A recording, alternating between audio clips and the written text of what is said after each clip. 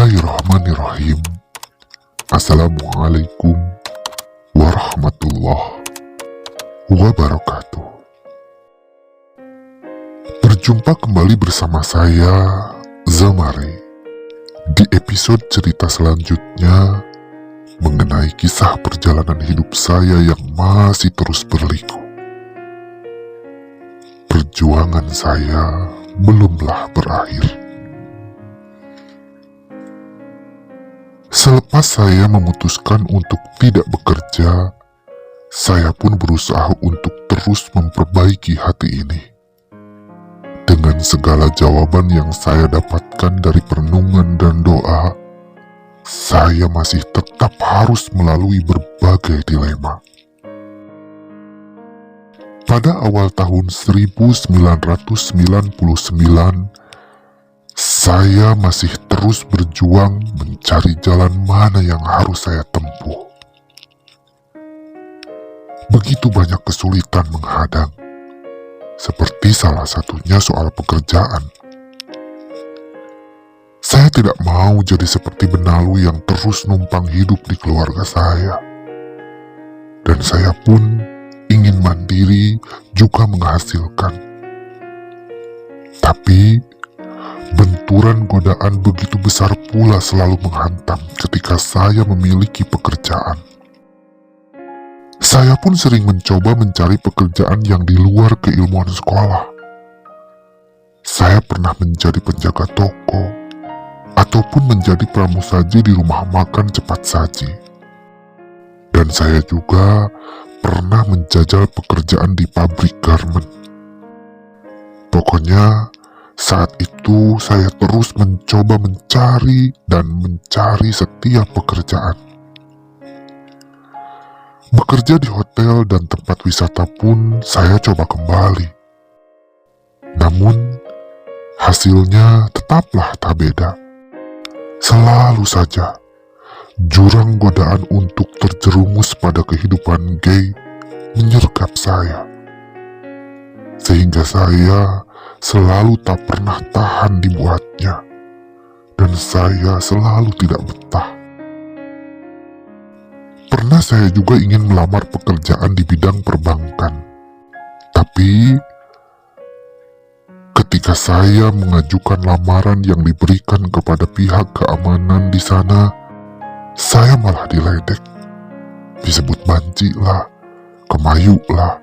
Tidak pantas bekerja di sini dengan keadaan seperti itu, dan berbagai macam lainnya. Ejekan-ejekan itu membuat saya tak meneruskan niat. Tapi, tetap saja saya terima perlakuan oknum keamanan itu, dan saya tak ambil pusing dibuatnya. Saya lalui semua dengan cara yang paling baik, dan saya terus mendekatkan diri hanya kepada Allah. Saya yakin Allah akan memberi jalan terbaik untuk saya dalam masalah pekerjaan ini. Dan untuk mengisi kekosongan waktu, saya pun akhirnya memutuskan untuk belajar membaca Al-Quran lebih baik lagi. Untuk menambah ilmu, selain saya belajar dari buku-buku, saya pun selalu mengikuti kajian-kajian penceramah di berbagai masjid. Termasuk saat itu sedang terkenal Masjid Darut Tauhid, yang dipimpin seorang ustadz kondang dengan bimbingan manajemen kolbu. Saya sering dibuat tenang dengan segala nasihatnya, dan saya pun selalu hadir untuk mengisi kekosongan aktivitas hidup saya. Selain itu, saya juga belajar dari seorang ustadz di kampung saya, memperbaiki tata cara mengaji Al-Quran dengan benar. Dan alhamdulillah, saya pun diberi kelancaran mampu menyerap segala didikan. Sampai akhirnya, satu saat ketika saya sedang membaca Al-Quran di rumah, datanglah teman saya. Dia memuji saya yang kini sudah berubah. Dan dia sangat suka mendengar saya bisa baca Al-Quran dengan baik. Walaupun dengan catatan saya tidaklah seperti para qori atau qori'ah yang membaca Al-Quran dengan lantunan suara yang begitu merdu. Kalau saya boleh dibilang hanya bisa membaca Al-Quran dengan baik dan benar menurut aturan tajwid dan lainnya. Itu saja. Dan tanpa saya kira, teman saya meminta saya untuk mengajarinya. Sebenarnya saya sedikit keberatan karena saya pun belum begitu baik dalam membaca Al-Quran. Tapi karena desakan dan alasan teman saya bahwa dia malu kalau belajar sama orang lain, akhirnya saya pun mengiyakan. Dengan keterbatasan ilmu yang saya punya, saya pun belajar bersama. Keesokan harinya, teman saya itu malah ngajak teman yang lain. Sampai akhirnya kami berenam. Dan saya pun kaget. Terasa beban di hati. Tapi mau bagaimana lagi? Mungkin ini yang harus saya terima. Dan kami berenam pun belajar bersama. Saya dan 6 teman saya di kampung saya tidak mau ada kata kalau saya guru mereka. Saya hanya ingin bareng-bareng belajar, dan kita berteman pada akhirnya walaupun di luar belajar ngaji. Di sini saya tekankan, teman-teman saya yang berenam itu semua laki-laki. Usianya sekitaran saya. Ada yang sudah 19 atau 20 tahunan kala itu. Tapi ada juga yang masih sekolah SMP dan SMA. Dan saya tidak sedikit pun merasakan getar kelainan. Entah itu naksir atau menarik hati dari salah satu teman saya. Benar-benar bebas perasaan saya menganggap mereka sebagai teman. Padahal, ada juga salah satu teman belajar ngaji saya itu adalah orang yang dulu semasa kecil saya sering menghina dan mencemooh saya. Tapi sudahlah, itu hanya masa lalu. Yang saya jalani sekarang berbeda. Saya lupakan yang sudah terlewati, dan alhamdulillah, hati saya ikhlas. Dan teman-teman saya pun mengatakan kalau mereka belajar ngaji sama saya bisa lebih memahami dan cepat menangkap.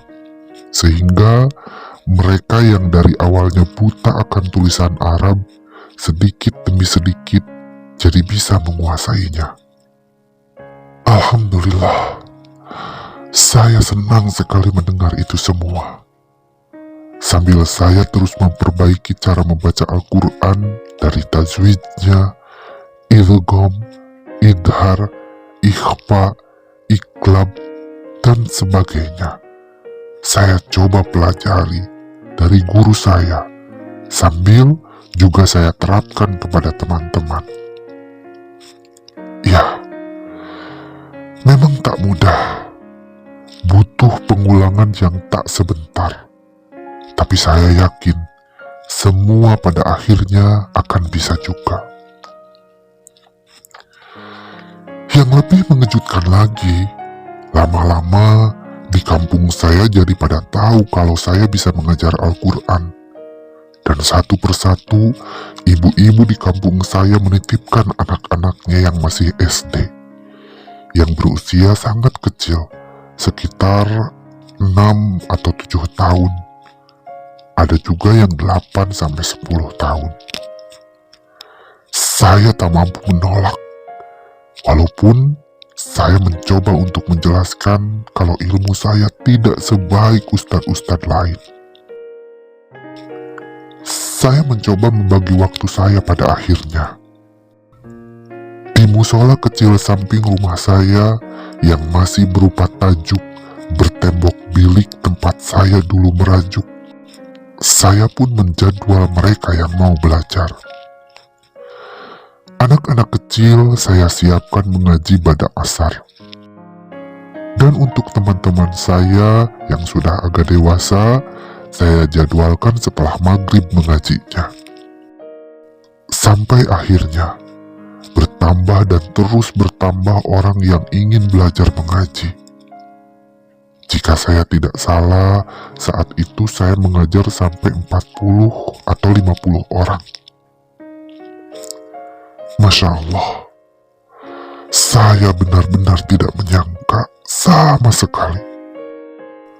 Dengan segala kemampuan saya yang jauh dari kata mumpuni, saya harus bisa mengajar mereka. Di kampung saya saat itu ada beberapa masjid dan ada juga yang belajar mengaji kepada ustadz-ustadz yang dipercaya di sana. Termasuk saya yang masih belajar. Dan dengan bimbingan Pak Ustadz guru saya pun didukung untuk mengajari mereka. Kata Pak Ustadz, mungkin sama kamu mereka lebih betah dan tidak malu daripada sama beliau. Jadi tidak apa-apa, lanjutkan aja terus. Ini mungkin jalan Tuhan untuk kamu. Alhamdulillah, dengan nasihat Pak Ustadz, saya sadari, mungkin inilah pekerjaan yang sesungguhnya untuk saya. Mungkin inilah kehendak Allah untuk saya, agar tidak selalu terjerumus ke jurang dunia gay, sehingga saya dibimbing menjadi pelayan Allah dengan cara demikian. Dan insya Allah, saya sangat menikmatinya. Sungguh luar biasa. Saya mencintai pekerjaan saya dengan penuh hati, tanpa ragu dan takut akan godaan iblis, karena perasaan menyimpang saya yang selama ini selalu saya temui. Dibayarkah saya? Atau menetapkan tarikkah saya kepada orang-orang yang belajar ngaji? Tidak.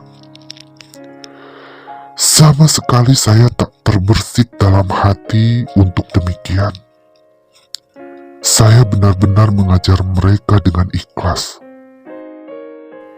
Dan saya lihat, emak begitu bangga melihat saya, yang saat itu lebih dicintai orang-orang karena mau mengajari mereka. Emak juga bilang, kamu pantas jadi penerus bapak, yang dulu menurut emak, bapak juga sama pernah ngajar ngaji. Malah dipercaya sebagai tetua kampung dalam hal keagamaan.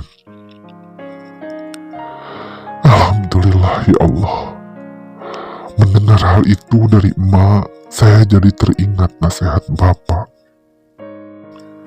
Semoga saja saya bisa membanggakan bapak seperti pesan akhir ketika bapak meninggalkan dunia saat itu. Terima kasih ya Allah. Terima kasih emak. Terima kasih bapak. Lalu dari mana saya mendapatkan penghasilan kalau mengajar ngaji saya tak dibayar? Allah yang menggaji saya. Allah yang menafkahi saya. Ya, Allah yang maha mengatur kehidupan. Saya memang tidak meminta bayaran ataupun menentukan tarif kepada orang-orang yang mengaji. Namun, entah bagaimana, terkadang ibu-ibu dari anak-anak pengajian saya ada saja yang memberikan oleh-oleh untuk saya.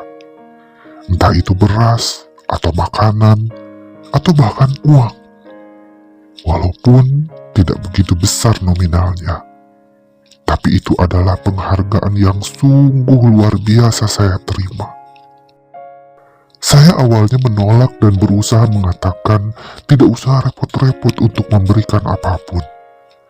Saya sudah bahagia ketika anak-anak yang saya ajari sudah mampu dan bisa menerima apa yang saya ajarkan. Itu adalah bayaran yang sangat besar bagi saya. Tapi apa boleh buat, emak-emak yang begitu baik, tetap saja ada yang memberikan rezekinya untuk saya. Dan saya pun tidak mampu menolaknya. Mungkin inilah gaji dari Allah untuk saya. Dan saya syukuri saat itu. Alhamdulillahirabbil alamin. Bergelut dengan urusan pengajian, dan saya pun tetap belajar sama Pak Ustadz. Juga selalu mengikuti kajian-kajian penceramah di Bandung, membuat hari-hari saya sungguh berarti. Saya seakan hidup. Saya seakan mampu jadi manusia sesungguhnya. Allah begitu mencintai saya dengan caranya yang luar biasa. Yang jadi pertanyaan, apakah saya sudah jadi lelaki sejati yang normal tanpa rasa menyimpang? Apakah saya sudah tidak memiliki hasrat gay lagi? Tidak. Saya tetaplah Ray yang dulu. Saya tetap memiliki rasa ketertarikan kepada sesama jenis seperti dulu. Dan sepertinya perasaan itu tak akan pernah hilang. Tapi kini saya punya cara jitu untuk mengalahkan rasa itu. Ketika saya gundah kembali pada hal itu, saya kuatkan diri pada Allah untuk memberi petunjuk. Jika saya boleh bilang, sholat saya tidak mengobati rasa menyimpang saya. Sholat dan ibadah lain pun tak menghapus rasa ketertarikan saya pada sesama lelaki. Tapi benar adanya, seperti firman Allah Subhanahu wa Ta'ala dalam Al-Quran, Surat Al-Ankabut ayat ke-45. A'udzu billahi minasy syaithanir rajim. Bismillahirrahmanirrahim. Utlu ma uhiya ilaika minal kitabi wa aqimis shalah. Inna sholata tanha 'anil fahsya'i wal munkar waladhikrullahi akbar wallahu ya'lamu ma tasna'un.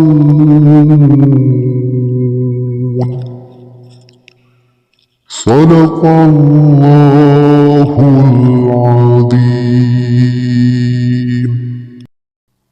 Yang artinya, bacalah kitab Al-Quran yang telah diwahyukan padamu, Muhammad, dan laksanakanlah sholat. Sesungguhnya sholat itu mencegah dari perbuatan keji dan munkar. Dan ketahuilah, mengingat Allah dengan sholat itu lebih besar keutamaannya dari ibadah lain. Allah Maha mengetahui apa yang kamu kerjakan. Maha benar Allah dengan segala firman-Nya. Itulah yang jadi pegangan hidup saya sampai saat ini. Ya, saya tekankan lagi di sini. Boleh jadi sholat saya tidak menghapus perasaan menyimpang saya.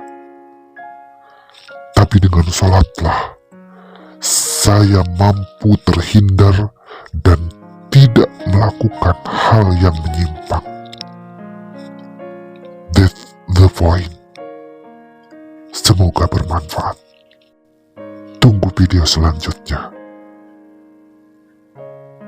Wassalamualaikum warahmatullahi wabarakatuh.